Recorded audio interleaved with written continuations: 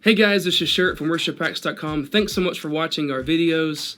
Today is all about Garageband and how to use this amazing product. You may have seen our video on clicks and tracks, but this is a simple tutorial just to get you familiar with the app Garageband. Let's dive into it. Hope you enjoy. Dive into this app called Garageband. It is free for iOS devices. Back in the day, it used to be $4.99. That's how long I've used it. But recently, they allowed it for free. Again, not for Android. This app, GarageBand, is only for Mac. So iPad, iPhone, or Mac. But for free, for worship ministry, I can't think of a better hack out there for us to use. Other software you can use, but you're going to be paying a lot of money. Multi-tracks, you can pay $30, $40 a song. Praise charts, $5 a song. Or we use a program like GarageBand to create our own. But more than just creating tracks and clicks, you can record rehearsal tracks for your band. It's amazing just to kind of have around to use for all kind of stuff. So we're going to start a new song. When it opens up, you got a lot of different options. Right now we're looking at tracks, but this thing called live loops, I don't want to go into that because once you go into it, it is a circle that you never get out of. Dubstep is amazing. You can have a lot of fun, but I use this for worship ministry tracks. So the very first thing I look at is the audio recorder, and I'll kind of walk you through these things, but I'm going to open up the audio recorder, and this is where I record my scratch track at. So the question mark on the top right, if you have questions while you're in this, they kind of walk you through everything. It's pretty simple and pretty amazing tool to use. So over here is your tempo, your time signature, and key signature. If I look at tempo, I can tap to set tempo. So I just kind of sing the song in my mind, feel the tempo, and I just tap it. Or I can manually go through and control it at 85. The time signature is 4/4. You got a few options here, 3/4 and 6/8. And the key signature, which is a very important part. So when you're in the key of C, because the GarageBand provides some loops and some samples for you to use already, they will already be in the key of C for you to use, or the key of G or A minor. If you're trying to do some like transposing or key changes in the mix of things, you want to turn this off. But if you're using the key of C, then the guitars are all in the C, and all the basses are in C, all the pianos are set to C.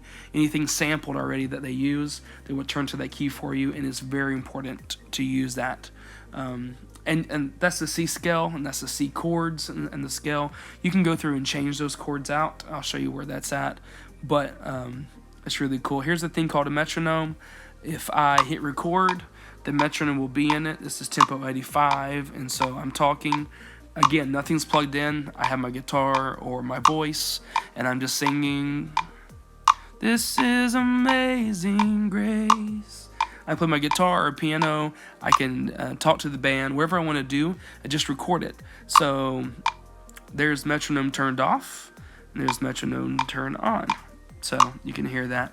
There's some things here you can play around with. Again, I just use the basic settings in here. The red circle is record.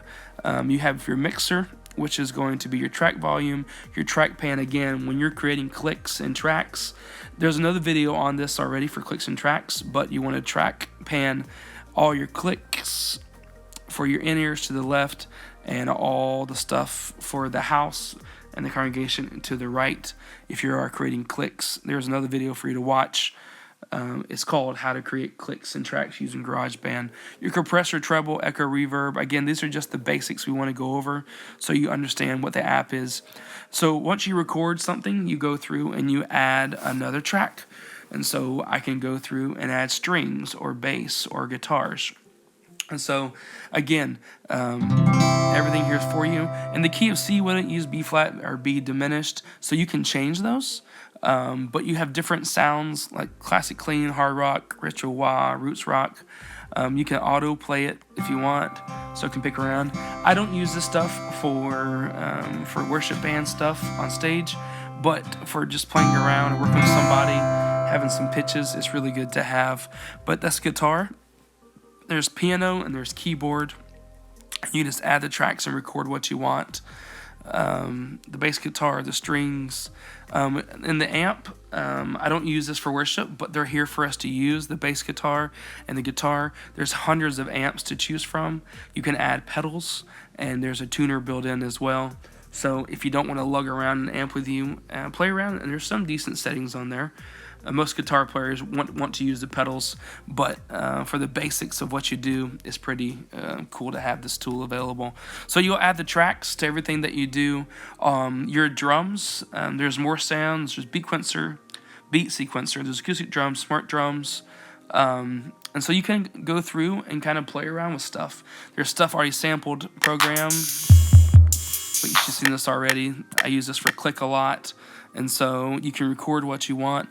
Another tool up top is this infinity icon. I think that's what they call it, and this is really cool. Apple loops and their samples are built in to GarageBand. You can actually download more, but if you want to add things to your songs or play around or loops, so, and again, because the tempo is 85, it's going to be 85. If I change the tempo, it's going to go faster. So, and you can throw all these in to your songs. So I'm just going to drag it over.